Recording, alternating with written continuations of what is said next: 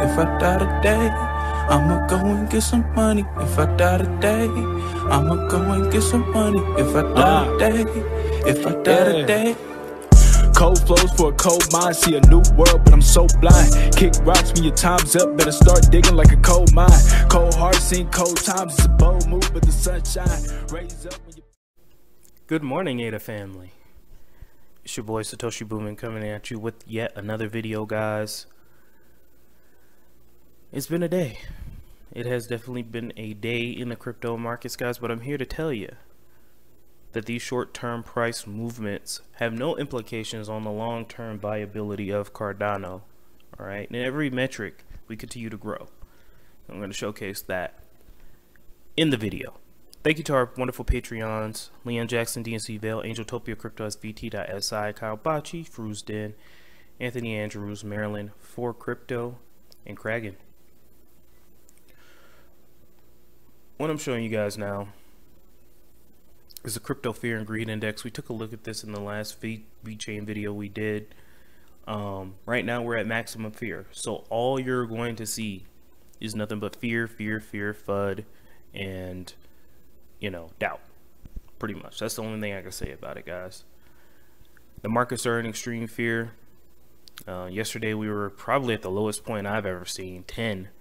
That's insane, and people are freaking out. So when people freak out, I'm buying more. I love it when people are scared, because that gives me an opportunity to load my bags up as much as I possibly can. If you guys took a look at the Vechain video, I was talking about how there's no other way other than crypto. Okay, the markets that we have now, with the hyperinflation, then the government inflating away all of our retirements, all of our chances of owning a home, having a family, all that, there's no other option but crypto. You could either become a programmer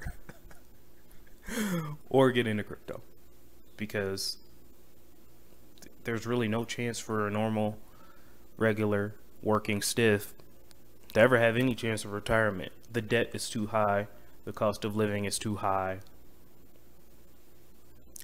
So I've got to be around for the long haul. I've got to be here for the next 10, 20, 30 years. I've got to believe that crypto is going to be around for the long haul, lest I just succumb to the Great Reset and whatever happens happens. But in order to take some control of our lives, we've got to opt out of the current system, as Charles Hoskinson greatly said. Go ahead, guys, watch that new Charles Hoskinson video if you have not. I wish I could just play it on the channel here, but I get a copyright strike. And everything he said was right. All right, guys, so let's take a look at the markets here. We're down to 60 cents. I love Cardano at 60 cents. But I know you guys ain't really trying to hear that. I'm trying to load up on as much Cardano as I possibly can. And right now, guys, if you don't think that crypto's dead forever and the markets are just going to explode, then right now's the time to be hitting your crypto goals. I remember, this might seem like a long time ago, a year ago, guys, when we were at the height of the bull run, people were saying, oh, I've got 50 ADA. I've got 50 ADA. Is that enough? I've got, 100 ADA. I wish I had more. And I would sit here and laugh at people, not laugh at them, but laugh at the notion that people were so excited for 50 ADA, so excited for 100 ADA. Well, now's your time to load up more. Now's the time to get that 500 ADA. Now's the time to get that 1,000 ADA. Now's the time to get that 2,000 ADA. Now's the time. Okay, it's so funny. You see those memes where it's like, you got the kiosks, you got two kiosks, and it's like ADA at $3 and ADA at 60 cents, and you see the line, the huge line of people just waiting for ADA at $3 to buy it, but nobody waiting in the kiosk line for ADA at 60 cents. It's real funny how that works. So I'm doing what the opposite of the masses do, and I'm just gonna load up on my ADA. All right, I don't care what the price is, guys. I've been saying that for the past 2 damn years. You guys get the drill. The fair weather people have already left, and the people that continue to watch these videos already know. So I'm preaching to the choir. Let's move on. Let's talk about this Luna stuff, guys. So apparently BlackRock rugged the crypto market. Of course they did. Of course they did. But you know what? They'll be back when the hype comes back. Here's the thing, guys. They're going to be back when the hype comes back. They've already bought the Bitcoin. All right, they're not selling. Well, they've sold the Bitcoin, but they sold the Bitcoin to fudge you out, and then they buy back at lower prices. Duh. I'm not even going to get into it, guys. You guys already know the drill. All right, so we've got the Hoskinson again, guys. Please go ahead and take a look at that video he posted yesterday. It's amazing. All right, BlackRock apparently, this is all speculation. There's no real the speculation. So BlackRock and Citadel borrowed 100K Bitcoin from Gemini. They swapped 25K of that BTC into UST. This is all done quietly in anticipation of the attack. When the time was right, they called up the creator of Tera, and they wanted to sell lots of Bitcoin for UST as the large trade. As if they would have bought that on like Anchor Protocol or something like that, it would have tanked the market. So they do it over the counter. Whales do this all the time. All right, every day there's a whale buying a lot of Bitcoin over the counter, and it never reflects in the markets till later. All right, so they're gonna buy a large block of BTC at a discount for UST. Okay, so they literally ran off with the pack. Duquan did it. The creator of the stablecoin did it. Gave them a large chunk of UST, thus lowering UST liquidity significantly. At that point, BlackRock dumped all the BTC on the protocol, okay, and UST, causing massive slippage, which causes the liquidations, because you guys got to understand how these things work. All right, a liquidity pool, you have providers. All right, so people provide Bitcoin and UST in equal pairs. It always needs to be equal. That's why we have a thing called impermanent loss. We're not going to get into that. Basically, they dumped a whole lot. They sold a lot of Bitcoin and USDT, causing the balance to shift in one way, okay, which caused a lot of liquidations. All right, causing massive slippage and triggering a cascading of forced selling. That's a liquidation in both assets. All right, the real problem was BlackRock and Citadel knew that Anchor Protocol, which is what this happened on, which holds lots of Luna, was a Ponzi scheme. They offer about 20% staking APY. That is a lot. That is definitely a lot.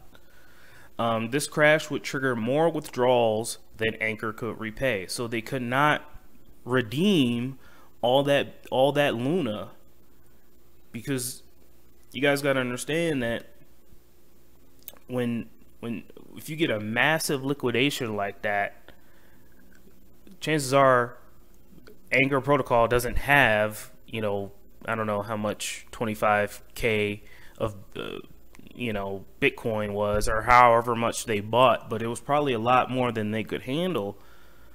So the peg of the stablecoin is normally kept balanced by 1. It literally dumped it. These forced withdrawals and selling would trigger a massive sell-off in Luna, thus further breaking the $1 peg and wrecking the market further. BlackRock and Citadel, they still have that Bitcoin. They're going to buy the Bitcoin back cheaply, repay the loan that they took out, repay the 100K BTC loan that they took out, and pocket the difference. Those sneaky mofos. But you know what, guys? This happens frequently in crypto. This is nothing new. All right. So again, right now, when the markets are down, you're going to see this. You're going to see a lot of fear, a lot of FUD, a lot of uncertainty, and I'm buying it all up. I know I'm crazy. Call me crazy. All right, people do it every single day in the comment section. But I'd rather be crazy than go along with whatever the hell normies got going on right now. I'm taking a chance. I'm taking a dare. And we're going to move on. All right, guys. So real quick, people have been asking if there are any ISPOs going on. Here you go. We're not going to go over all this, but you guys know about the Cardano ISO. Shout out to Coins. Shout out to OneCom. Hosky community ISO. Bison has a community ISO. Hosky Inu. GS Yield. Theirs about to run out, but they're starting a new one. So go ahead and look into that. Aneta BTC. This is wrapped Bitcoin on Cardano. They have an ISO going on. Flick 2. We know about them. And yeah. So here are all the platforms that are doing ISPOs and ISOs. So there you go. And I would go over that a little bit more, but I ran a little bit long with the ranting and all that. So busy day ahead. So let's go ahead and move on. Thank you to OneCom for sponsoring this video, guys. I love y'all. Let's get these delegators up. I want to see 200 delegators, guys, by the end of the month. Can we do that? Can we get 200 delegators by the end of the month, please? I only need 13 more people to delegate some ADA.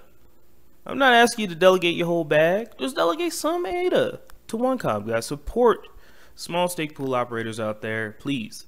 All right, guys. So follow OneCom on Twitter and Cardano for crypto news updates and all that. Can we get 200 delegators, please? I think we can. I think we really can. So I'm going to be pushing for that. Thank you to OneCom, and let's move on. Finally, guys, I want to take a look at TVL. It's been dropping here, but that's to be expected. In every other metric, we are growing. People are pulling their liquidity out due to market fluctuations, but I expect this to grow as Cardano grows. We're starting to see more and more projects coming online, more and more DEXs coming online, and we're not done yet. Still got a long way to go, guys. Cardano's only been around since 2015. That's not long in the grand scheme of things, and we've got a long way to go. All right, guys, so I love you guys so much. I'm gonna run. I'll talk to you guys tomorrow, no matter what the price of Cardano is. Take care.